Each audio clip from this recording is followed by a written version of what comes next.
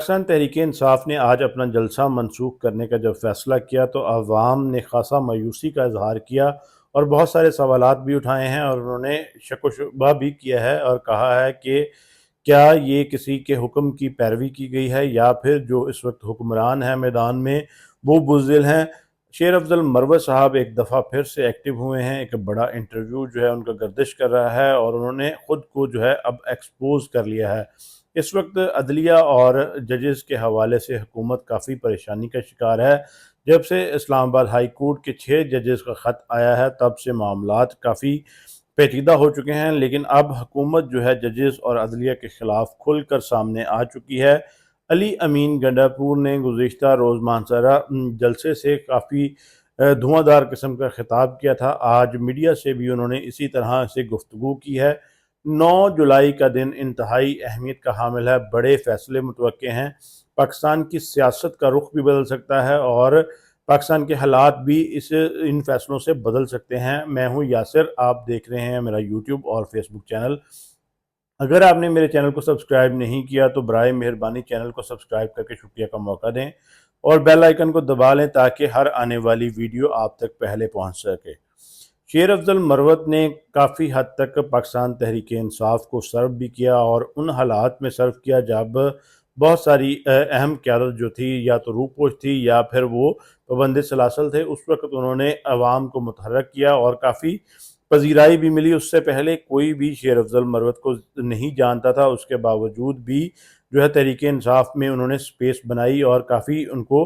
पजीराई मिली। लेकिन आज उन्होंने सारा अपना कच्चा चट्टा खोल दिया है। इससे पहले भी उन पर पार्टी की तरफ से शुकाज जारी किए गए थे कि वो पार्टी डिसिप्लिन की जो है वो पैरवी नहीं करते। लेकिन आज एक इंटरव्यू सामने आया जिसमें उन्होंने इमरान खान साहब को ही आड़े हाथों ले लिया है और उन पर भी जो है वो तनकीद की है और उन्होंने कहा है कि इमरान खान ने लोगों की ईमा पर मेरे साथ ज़्यादती और नाइंसाफ़ी की है और मेरी बेतौकीरी की है। इसका तो ये बात वो पहले भी कर चुके हैं कि वो समझते हैं कि शायद जो शिबली फ़राज उमर अयूब वाला ग्रुप है, रऊफ़ हसन वाला ग्रुप है, वो लोग इमरान खान साहब को उनके ख़िलाफ़ उकसाते थे, तो ये यकीनी तौर पर बात उन्हीं के हवाले से की है। लेकिन इसके बाद उन्होंने कहा कि सियासी जेलसी और इमरान खान साहब के फ़ैसलों की वजह से पार्टी को नुकसान पहुंचा, तो ये बात बड़ी अहमियत की हामिल है और उन्होंने इमरान खान साहब के ऊपर ही इतराज़ कर दिया है और उनका ये ख्याल है कि इमरान खान साहब जो फ़ैसले कर रहे हैं वो दुरुस्त नहीं है, जबकि उनको अगर पज़ीराई मिली है, वो एमएनए मुंतखब हुए हैं, वो इमरान खान साहब के नाम पर ही हुए हैं। वो कि उन्होंने पार्टी को सर्व किया, उससे पहले भी उनकी ज़ात पर बहुत सारे सवालात थे और बहुत सारे लोगों का ख्याल था कि ये एस्टैब्लिशमेंट का ही बंदा है और एस्टैब्लिशमेंट ने ही इसे लॉन्च किया है। इवन दो आदर राजा जो हैं यूट्यूबर, उन्होंने काफ़ी दफ़ा इस बात का इंकशाफ भी किया था कि ये शख्स मशकूक है। उनके साथ आदर राजा और शेर अफजल मरवत की काफ़ी हद तक जो है वो टसलबाजी भी चलती रही, उसके बावजूद जो है लोगों ने यकीन ना किया और इसके साथ साथ उनकी ज़ात पर यह भी एक सवाल खड़ा होता था कि जब भी पुलिस उनको गिरफ़्तार करने पहुँचती है तो वो उनको चकमा देकर निकल जाते हैं और कामयाबी से जलसा भी कर लेते हैं और गिरफ़्तारी नहीं होती। उस पर भी सवालात थे, लेकिन आज उन्होंने ख़ुद को ही जो है वो एक्सपोज़ किया है और इमरान खान साहब को आड़े हाथों लिया है। लेकिन यहाँ पर जहांगीर तरीन, अलीम ख़ान जैसे जो लोग हैं जिन्होंने पार्टी का बहुत साथ दिया, यकीनी तौर पर पार्टी के साथ मुखलिस होकर भी किसी वक़्त में चले थे, लेकिन बाद में उनको मैनेज किया गया, उनसे पार्टी छुड़वाई गई, तो वो उनका जो है अब सियासत में दूर दूर तक निशान नहीं रहा। तो शेर अफजल मरवत साहब की तो कोई इतनी क्रेडिबिलिटी भी नहीं है कि अगर वो इमरान खान साहब पर बात उठाएंगे और तो अवाम में उनको पजीराई मिलेगी। तो अब मेरे ख्याल में उन्होंने अपना जो कैरियर है उसको ख़त्म कर लिया। लेकिन इस बात का जो है वो तफसीली फ़ैसला इमरान खान साहब करेंगे कि क्या उनको अब पार्टी में रखना है या नहीं, या उनको पार्टी से निकालना है, और इस पर वो अब क्या मौक़िफ़ अपनाते हैं कि उन्होंने किस कॉन्टेक्स्ट में ये बात की है, ये अभी बाकी है इस पर। लेकिन जो सायरा बानो जो हैं वो उन्होंने एक बड़ा अच्छा ट्वीट किया है। उन्होंने कहा है कि इमरान खान साहब की मकबूलियत की वजह से तहरीक इंसाफ के बहुत सारे लोग जो हैं वो भी पत्थर से सोना हो चुके हैं, यानी कि वो भी पॉपुलैरिटी हासिल कर चुके हैं जिनका कोई नामो निशान नहीं था। और उन्होंने कहा कि अब वो लोग जो है वो ख़ुद को रहनुमा और लीडर समझने लगे हैं। तो ये उन्होंने शेर अफजल मरवत के बाकायदा तौर पर बयान के बाद ये बात कही है اور یہ بہت بڑا انہوں نے بیان دیا اور شیر افضل مروت کو فوری طور پر انہوں نے آئینہ بھی دکھایا ہے۔ علی امین گنڈاپور نے کل مانسہرہ جلسے میں بہت سخت قسم کے الفاظ یوز کیے اور اس میں جنرل باجوہ کے حوالے سے، مریم نواز اور نواز شریف کے حوالے سے خاصی تنقید بھی کی اور بڑے سخت قسم کے الفاظ یوز کیے تھے۔ آج راولپنڈی میں بھی انہوں نے اسی طرح کی گفتگو کی ہے۔ کل جلسے میں یہ کہا جا رہا تھا کہ شاید انہوں نے یہ صرف دھمکیاں ہی دی ہیں۔ آج راولپنڈی میں آ کر صحافیوں سے گفتگو کرتے ہوئے بھی انہوں نے یہی باتیں دہرائی ہیں، اور اس کے ساتھ ساتھ انہوں نے آج قاضی فائز عیسیٰ کو بھی آڑے ہاتھوں لیا ہے۔ انہوں نے کہا ہے کہ قاضی فائز عیسیٰ سے گزارش ہے، بڑے ادب کے ساتھ گزارش ہے کہ وہ تحریک انصاف کے کیسز میں نہ بیٹھیں، عمران خان صاحب کے کیسز پہ نہ بیٹھیں، ہمیں ان پر اعتماد نہیں ہے۔ اس کے باوجود جو ہے وہ ہمارے کیسز میں بیٹھ رہے ہیں، اور انہوں نے یہ بھی کہا کہ قاضی صاحب جو ہے وہ آئین اور قانون کے مطابق فیصلے نہیں کر رہے، تو ان سے گزارش کی کہ آپ آئین کے محافظ ہیں، آئین کے مطابق فیصلے کریں، اور قوم آپ کی طرف دیکھ رہی ہے۔ اس سے پہلے بھی پاکستان تحریک انصاف جو ہے وہ مسلسل قاضی فائز عیسیٰ پر اعتراض کرتی آئی ہے۔ عمران خان صاحب نے خود بھی اعتراض کیا تھا، رؤف حسن صاحب نے 2 روز قبل بھی جو ہے وہ قاضی فائز عیسیٰ کے خلاف ایک پریس کانفرنس کی تھی۔ اس کے پیچھے بہت ساری وجوہات ہیں جس کی بنیاد پر اس وقت تحریک انصاف قاضی فائز عیسیٰ پر جو ہے وہ اعتراض کر رہی ہے، جس میں سب سے پہلے تو ایک بڑا فیصلہ سپریم کورٹ کے 5 رکنی بینچ جس کی سربراہی جسٹس گلزار احمد نے کی تھی، وہ فیصلہ موجود ہے جس میں انہوں نے کہا تھا کہ قاضی فائز عیسیٰ پاکستان تحریک انصاف اور عمران خان صاحب کے کسی بھی کیس میں نہ بیٹھیں۔ اس کے بعد ان پر ایک الزام تھا کہ یہ جو الیکشن ریگنگ کا پروسیس ہوا ہے، سارا الیکشن ریگ ہوا ہے، اس میں انہوں نے اہم کردار ادا کیا۔ کمشنر راولپنڈی لیاقت چٹھا نے ان پر الزام لگایا تھا، تو اس وجہ سے بھی تحریک انصاف کہتی ہے کہ وہ اپنے آپ کو پاکستان تحریک انصاف کی پٹیشن سے الگ کر لیں۔ اس کے علاوہ بلے کے نشان کے جو معاملہ ہے اس پر قاضی صاحب نے فیصلہ دیا، اور اس کے بعد انہوں نے برطانیہ کو اپنے فیصلے کے اوپر جسٹیفیکیشن بھی بھیجی۔ مخصوص نشستوں کے معاملے میں بھی جس طرح قاضی صاحب اپنے اس فیصلے کو جسٹیفائی کرتے ہیں، گو کہ وہ کہتے ہیں کہ جو زیر التوا میٹرز ہیں ہم ان کو ڈسکس نہیں کر سکتے، لیکن وہ بار بار اس بات کی جو ہے وہ یہی اپنا انڈیا دے رہے ہیں کہ انہوں نے جو فیصلہ کیا ہے وہ درست ہے، حالانکہ اس پر جو ہے وہ پاکستان تحریک انصاف کی نظر ثانی کی درخواست جو ہے وہ زیر التوا بھی ہے۔ اس کے باوجود وہ اپنے فیصلے کو ڈیفینڈ کرتے ہیں، جس کی بنیاد پر تحریک انصاف ان پر اعتراض کر رہی ہے، اور اس حوالے سے یہ بھی کہا جا رہا ہے کہ اگر انہوں نے خود کو جو ہے تحریک انصاف اور عمران خان صاحب کے کیسز سے الگ نہ کیا تو ابھی تو ان پر عدم اعتماد کیا جا رہا ہے، لیکن اسی بات کو لے کر ان پر جو ہے وہ ایک ریفرنس بھی دائر کیا جا سکتا ہے۔ تو یہ پاکستان تحریک انصاف کا موقف ہے قاضی فائز عیسیٰ کو لے کے۔ اب دیکھنا یہ ہوگا کہ کیا قاضی فائز عیسیٰ تحریک انصاف کے جو ہے بینچ سے الگ ہوتے ہیں، لیکن یہاں پر قاضی فائز عیسیٰ کے پاس یہ ایک جواز ہے کہ اب آرٹیکل 184(3) جو ہے اس کے تحت جو بینچ فارم ہوتے ہیں اس میں 3 رکنی ججز کمیٹی جو ہے وہ بینچ بناتے ہیں، جس میں منیب اختر اور منصور شاہ ہیں، اور منصور شاہ صاحب کے حوالے سے یہ خبر آ رہی ہے کہ وہ قاضی صاحب کو بینچ فارمیشن میں ہمیشہ کوشن دیتے ہیں، جبکہ منیب اختر نے کچھ بینچز میں ان سے اختلاف بھی کیا ہے۔ اور لاپتہ افراد کے حوالے سے بھی ایک اپڈیٹ آئی ہے۔ اعتزاز احسن صاحب نے جو ہے درخواست دائر کر دی ہے کہ اس کو جلد سے جلد سماعت کے لیے جو ہے وہ مقرر بھی کیا جائے، اور سپریم کورٹ اس پر لارجر بینچ بنا کر اس معاملے کو ٹیک اپ کرے۔ اس سے پہلے فواد چودھری صاحب نے بھی یہ کہا تھا کہ پاکستان تحریک انصاف کو چاہیے کہ لاپتہ افراد کو لے کر جو ہے وہ سپریم کورٹ میں ایک پٹیشن بھی جو ہے وہ فائل کرے۔ اس کے ساتھ ساتھ اب 9 جولائی جو ہے وہ انتہائی اہم ترین دن ہے۔ 9 جولائی کو بڑے فیصلے متوقع ہیں۔ اس میں سب سے پہلے مخصوص نشستوں کا جو معاملہ ہے اس پر سماعت ہونی ہے، اور فیصلہ جو ہے وہ ممکنہ طور پر 9 جولائی کو سنا دیا جائے گا، یا پھر میکسیمم جو ہے اس کا 10 جولائی تک فیصلہ سنایا جائے گا، کیونکہ اب ایک تو اس پر 1 on 1 کویسچنز ہوں گے، اور ریکارڈ جو ججز کی طرف سے طلب کیا گیا ہے وہ اس کو جو ہے وہ پرووائڈ کیا جائے گا۔ لیکن اس میں اہم بات یہ ہے کہ ججز نے جو ریکارڈ طلب کیا ہے، ایک تو ریکارڈ طلب کیا گیا ہے کہ جنرل نشستوں کے بعد کس طرح سے ایوان میں نمائندگی ہے، کس طرح سے جو ہے تقسیم ہوئی ہے، تو اس میں جو حکومتی اتحاد ہے اس کے پاس 209 سیٹیں ہیں، جس سے یہ بات واضح ہو رہی ہے کہ 225 کا فگر جو ہے وہ چاہیے قانون سازی کے لیے۔ اس کو پورا کرنے کے لیے ان کو 23 سیٹیں مخصوص دی جا رہی ہیں، اور جو ہے پاکستان تحریک انصاف ان کی جو بنتی تھی سیٹیں وہ لے کر حکومتی اتحاد کو دی جائیں، اس پر بھی جو ہے سوال یقینی طور پر اٹھایا جائے گا، کیونکہ جو پروپورشنل ریپریزنٹیشن ہے اس کا انٹائرلی سنیریو ہی چینج ہو جائے گا، اور یہ بھی پتہ چل جائے گا کہ اس کے پیچھے حکومت کیوں پڑی ہوئی ہے۔ اس کے ساتھ ساتھ یہ بھی جو ہے وہ ریکارڈ طلب کیا گیا تھا کہ اگر ایک بھی کارکن جس نے ابھی تک پاکستان تحریک انصاف سے اپنی رکنیت چینج نہیں کی اور وہ ایفیلیشن اس نے شو کی ہے، اگر وہ ہوا تو یہ تحریک انصاف کو بھی سیٹیں جا سکتی ہیں، اور ممکنہ طور پر یہ فیصلہ بھی آ سکتا ہے کہ دوبارہ سے 3 روز کا وقت تمام تر جو اراکین ہیں ان کو دیا جائے، اور ان کو کہا جائے کہ وہ اپنی مرضی سے کوئی بھی پارٹی جو ہے وہ چوز کر لیں، تو اس طرح وہ تحریک انصاف کو سیٹیں بھی جا سکتی ہیں۔ تو یہ بھی ایک اہم معاملہ ہے، اور اس کے ساتھ ساتھ یہ جو فیصلہ ہے یہ پاکستان کی سیاست کا بالکل رخ ہی بدل کر رکھ دے گا، کیونکہ حکومت کے پاس اگر قانون سازی کی طاقت نہیں رہے گی تو یہ حکومت بالکل تاش کے پتوں کی طرح بکھر جائے گی اور بے جان ہو جائے گی، اور پاکستان تحریک انصاف کا جو پلڑا ہے وہ خاصا بھاری ہو جائے گا۔ اور اس کے ساتھ ساتھ عدت نکاح کیس 8 تاریخ کو سماعت ہے، اور ممکنہ طور پر کہا یہ جا رہا ہے کہ اس روز فائنل سماعت کر کے فیصلہ محفوظ کیا جائے گا، اور 9 جولائی یا پھر 12 جولائی کو یہ فیصلہ سنایا جائے گا۔ تو اس حوالے سے بھی یہ اہم ہے، کیونکہ اس سے پہلے جو سزا معطلی کی اپیلیں تھیں اس کو جج صاحب نے بہت ہی غلط طریقے کے ساتھ جو ہے وہ ریجیکٹ تو کیا، لیکن اس میں ایک ججمنٹ ان کے پاس کوشچن موجود تھا کہ سپریم کورٹ کی ججمنٹ موجود تھی، اس کو بیس بنایا اور انہوں نے ایک حوالہ دے کر اس کو جو ہے وہ معطل کر دیا تھا، ان کی درخواست کو مسترد کیا تھا۔ لیکن اب جو فیصلہ ہے عدت نکاح کیس کا مرکزی اپیلوں کا، وہ بھی 9 تاریخ کو آنے کا امکان ہے۔ اس کے ساتھ ساتھ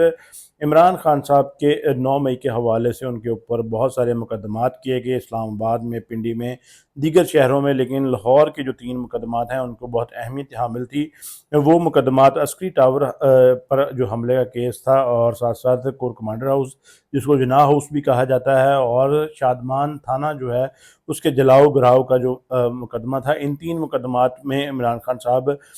کی جو ہے بری ضمانت اپلائی کی ہوئی تھی، اور آج جو ہے اس میں ایک بڑی اہم پیش رفت ہوئی ہے۔ حکومتی جو وکلاء ہیں انہوں نے آج عمران خان صاحب کی گرفتاری جو ہے وہ لینی چاہیے، اور انہوں نے کہا کہ پولیس کو گرفتاری درکار ہے، اور پولیس کے کو جو ہے ایک گواہ بھی ملا ہے، اور یہ گواہ جو ہے وہ جب پیش کیا گیا تو اس نے کہا کہ وہ چکری کے قریب وہ گواہ بھی جو ہے وہ پولیس اہلکار ہے، وہ چکری کے قریب جو ہے وہ گھوم رہا تھا، تو اس نے کچھ لوگوں کو اس سارے جو ہے وہ جلاؤ گراؤ اور حملے کے حوالے سے انہوں نے لوگوں کو سنا جو پاکستان تحریک انصاف کے رہنما تھے، جس سے اس کو پتہ چلا کہ عمران خان صاحب نے ان کو جو ہے وہ اکسایا ہے، تو اس بنیاد پر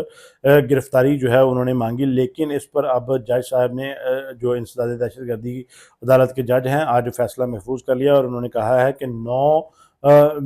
جولائی کو اس مقدمے پر جو ہے وہ فیصلہ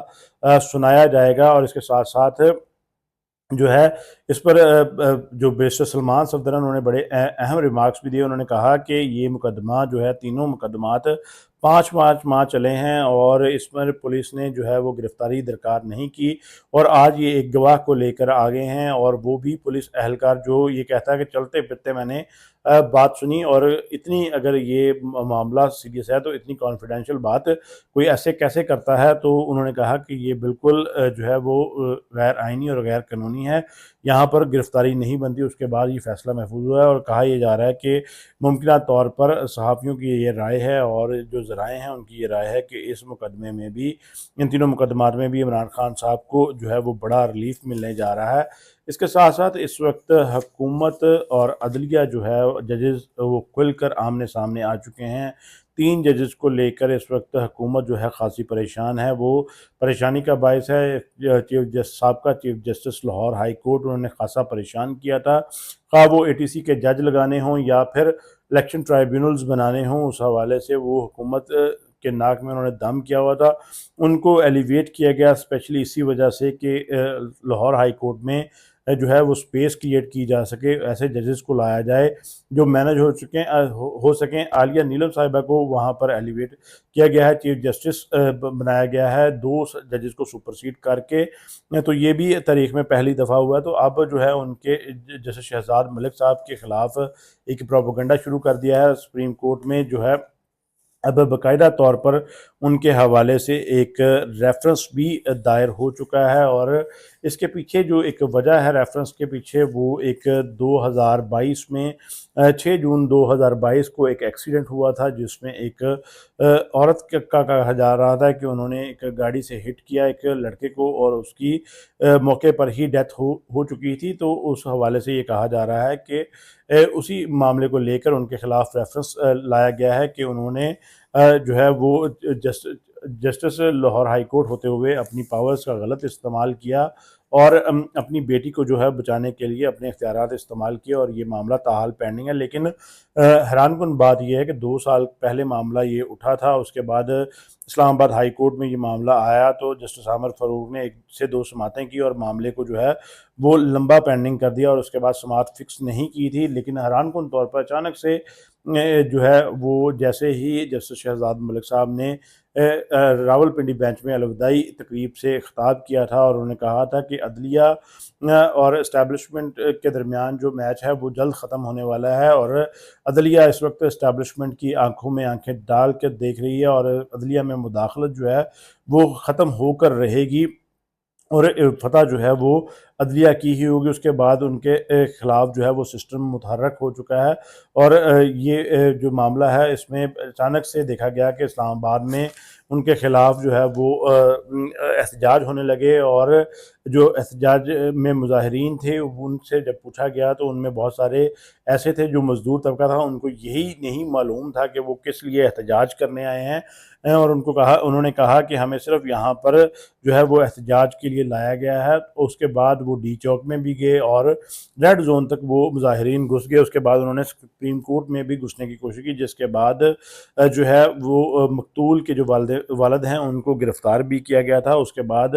ان کی طرف سے یہ مقدمہ جو ہے ان کے والد کو جب گرفتار کیا گیا تو انہوں نے الٹا مقدمہ اس بات کا کرایا کہ ان کو حبس بجا میں رکھا گیا ہے۔ تو یہ معاملہ جب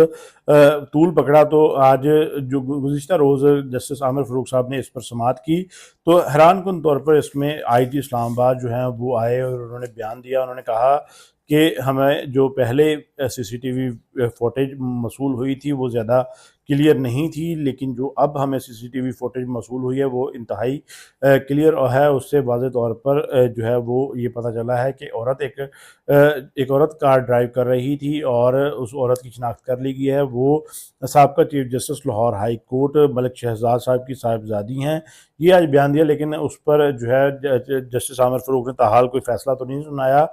کیس کو پینڈنگ کیا ہے، اور لیکن جو مقتول کے والد تھے تنولی صاحب، ان کو جیسے ہی ان کی رہائی کا حکم دیا تو تنولی صاحب نے باہر نکل کر سپریم کورٹ کے سامنے ایک حاضر سروس جج کے پتلے جو ہیں وہ جلائے احتجاجاً۔ تو یہ بات بڑی یہاں پر اہمیت کی حامل تھی کہ کیا جس عامر فاروق صاحب کا یہ کام نہیں بنتا تھا کہ وہ یہاں پر یہ سوال پوچھیں کہ جو پرانی سی سی ٹی وی فوٹیج تھی وہ کیسے کلیئر نہیں تھی، اور آج 2 سالوں بعد آپ کو جو ہے وہ کس طرح سے جو ہے وہ سی سی ٹی وی فوٹیج ملی ہے۔ اور رفاقت تنولی صاحب نے جو ان کے مجسمے جلائے ہیں ان سے سوال نہیں پوچھا گیا کہ آپ نے آخر یہ مجسمے کیوں جلائے ہیں، جب عدلیہ اپنا کام کر رہی ہے، قانون اپنا کام کر رہا ہے، تو آپ کو یہ کام کرنے کی کیا ضرورت تھی۔ تو اس طرح جسٹس ملک شہزاد صاحب کے خلاف ریفرنس سپریم کورٹ میں پہنچ چکا ہے کہ انہوں نے اپنی پاورز کا جو ہے وہ غیر قانونی استعمال کیا۔ دوسرا جو ریفرنس ہے وہ طارق محمود جہانگیری کے خلاف آیا ہے۔ طارق محمود جہانگیری جو ہیں وہ اس وقت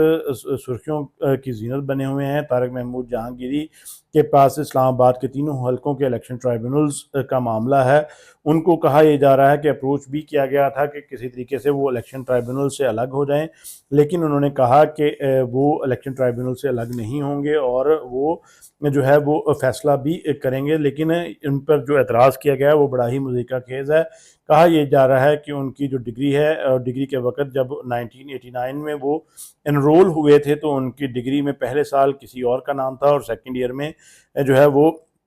طارق محمود جہانگیری کا نام تھا، اور ایک شخص جو ہے وہ اس کا تعلق کراچی سے ہے، اس نے یہ ریفرنس دائر کیا ہے اور کہا ہے، اظہر نامی ایک شخص ہے، اس نے یہ سارا دعویٰ کیا ہے، اور اس نے باقاعدہ یہ بھی بتایا ہے کہ اس نے کراچی یونیورسٹی سے یہ ساری تفصیلات لی ہیں. اس نے ایک خط کے ذریعے یہ تفصیلات مانگی تھی، جس کے بعد کراچی یونیورسٹی نے یہ بات بتائی کہ یہ انرولمنٹ جو ہے وہ 2 سالوں کی طارق محمود جہانگیری کے نام ہی تھی، بعد میں کسی اور شخص کو جو ہے وہ دی گئی ہیں. وہاں پر کہیں پہ بھی یہ بات نہیں لکھی گئی کہ یہ ڈگری جو ہے وہ جعلی ہے. اس کے باوجود بھی اس شخص نے جو ہے وہ ان کے خلاف ایک ریفرنس جو ہے وہ بنانے کی درخواست کی ہے اور دائر بھی کیا ہے. تو اس حوالے سے دوسرا جو اس نے اعتراض لگایا ہے تو وہ طارق محمود جہانگیری کی ولدیت کے حوالے سے ہے. ایک جگہ پہ ان کی 1 سال میں ولدیت اکرام لکھا ہوا ہے، محمد اکرام لکھا ہوا ہے، اور دوسری جگہ قاضی محمد اکرام لکھا ہوا ہے. تو اس بات پر انہوں نے کہا ہے کہ ریفرنس دائر کیا ہے اور ان کو نااہل کیا جائے، ان کی ڈگری ہی جاری ہے. لیکن طارق محمود جہانگیری کا جو بیک گراؤنڈ ہے وہ میں آپ کو تھوڑا سا بتا دیتا ہوں کہ یہ ایک نامور لائر تھے اور 1981 میں یہ انرول ہوئے. 1991 میں یہ بار کے ممبر بنے، اور بار کا جب ممبر بنتا ہے تو بار باقاعدہ طور پر ڈگریز کی اٹیسٹیشن جو ہے وہ کرواتی ہے، اس کے بعد لائسنس ایشو کیا جاتا ہے، اور جب جسٹس اپوائنٹ کیا جاتا ہے تب بھی یہ سارا مرحلہ جو ہے وہ ہوتا ہے. تو یہاں پر یہ بات غلط ثابت ہوتی ہے کہ وہ ان کی ڈگری غلط ہوگی. اس کے ساتھ ساتھ وہ بڑے اہم عہدوں پر بھی فائز رہے ہیں. پی ایم ایل این کے دور میں ہی جو ہے وہ ایڈوکیٹ جنرل بھی رہے ہیں. پورے 5 سال 2013 سے 2018 تک وہ ایڈوکیٹ جنرل بھی رہے. اس کے ساتھ ساتھ وہ نامور وکیل تھے. ایل این جی کیس میں شاہد خاقان عباسی کے وکیل تھے اور وہ احسن اقبال کے بھی وکیل رہ چکے ہیں. تو اس طرح یہ پتہ چلتا ہے کہ وہ ایک قابل اور نامور وکیل بھی تھے، اور ان کی جو اہلیت ہے وہ اچھی ہے اور ان کی جو ساکھ ہے وہ بھی اچھی ہے. تو اس کے باوجود ان کے خلاف یہ ریفرنس دائر کیا گیا ہے. اب دیکھنا یہ ہوگا کہ اس کو اسلام آباد ہائی کورٹ کس طرح سے ٹیک اپ کرتا ہے. اور تیسرا جو اس وقت معاملہ ہے وہ جسٹس بابر ستار کے حوالے سے ہے. آڈیو لیکس کیس میں انہوں نے ایک بڑا ہی دبنگ فیصلہ دیا تھا، جس میں انہوں نے کچھ احکامات پرائم منسٹر کے لیے بھی جاری کیے تھے، آئی جی پنجاب کے لیے بھی جاری کیے تھے، اور ساتھ ساتھ توہین عدالت کی کارروائی شروع کی تھی، جس میں chairman P T A Hafeez ur Rahman sahib جو ہیں ان کے خلاف توہین عدالت کی کارروائی کی تھی، اور ممبر پاکستان ٹیلی کمیونیکیشن اتھارٹیز کے خلاف بھی جو ہے توہین عدالت کی کارروائی کی تھی. اس معاملے کو لے کر اب جو ہے حکومت سپریم کورٹ پہنچ چکی ہے اور سپریم کورٹ سے درخواست کی ہے کہ جسٹس بابر ستار کو کارروائی سے روکا جائے، اس معاملے کو دیکھے، کیونکہ یہ جو آڈیو لیکس کا کیس ہے وہ الائیو نہیں رہا، اس پر فیصلہ جو ہے وہ ہو چکا ہے. تو اس حوالے سے باقاعدہ حکومت کی طرف سے استدعا کی گئی ہے سپریم کورٹ سے کہ اس کو روکا جائے، اور انہوں نے کہا ہے کہ جو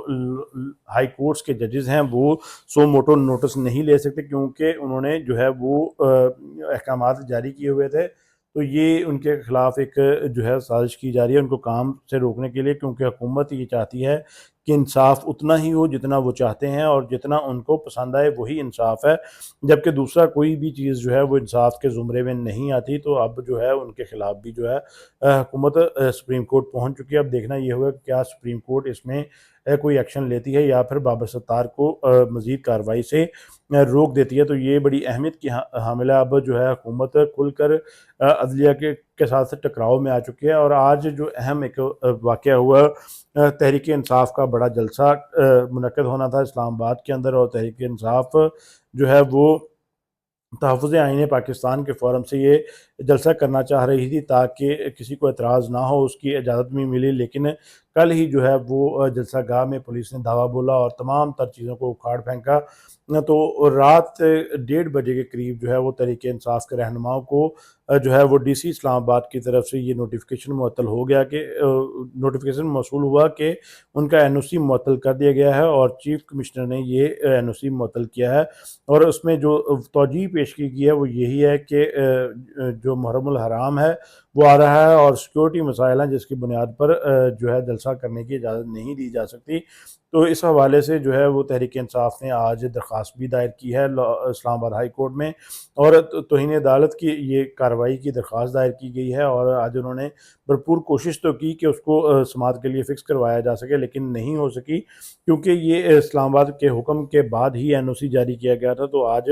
یہ سارا معاملہ ہوا، لیکن اس کے بعد ایک سوشل میڈیا پر ٹرینڈ چلا کہ جلسہ تو ہوگا، ایون تو پاکستان تحریک انصاف کے اہم ترین رہنما عمر ایوب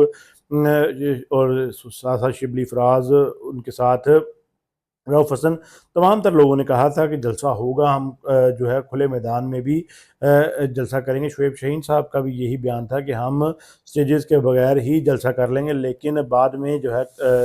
पॉलिटिकल कमेटी का ये फैसला हुआ कि जलसा मनसूख कर दिया जाए, जिसमें असद कैसर ने ये बात तो कही कि इमरान खान साहब के जो है उनके कहने पर ही ये जलसा मनसूख किया जा रहा है, क्योंकि उन्होंने कहा था कि तमाम तर कानूनी लवाजमात और NOC लेकर ही जलसा किया जाए। तो इसके बाद अवाम जो है वो खासी मायूस हुई है, क्योंकि खैबर पख्तूनख्वा से काफ़िले जो हैं वो तहरीक इंसाफ के रहनुमा लेकर चल पड़े थे, और कहा यह जा रहा था काफ़ी बड़े काफ़िले हैं। जनूबी पंजाब से ओन अब्बास बपी भी काफ़िला लेकर आ रहे थे, और लोग भी काफ़ी हद तक आज चार्ज थे और उन्होंने आने की कोशिश की। रात भी जो है वो वहाँ पर कोई भी तहरीक इंसाफ का रहनुमा तब तक नहीं आया जब तक सारा सफाया नहीं कर दिया गया था। तो इस पर सवालात उठने शुरू हो चुके हैं कि क्या पाकिस्तान तहरीक इंसाफ जो है वो सिर्फ पॉलिटिक्स ही कर रही है और इस्टेब्लिशमेंट के हुक्म पर ही चल रही है। ये सवाल उठाया गया है कि क्या इस्टेब्लिशमेंट के हुक्म पर ये जलसा जो है वो मौखर करने का फ़ैसला कर लिया गया, या फिर ये वाकई ही इमरान खान साहब का फ़ैसला था।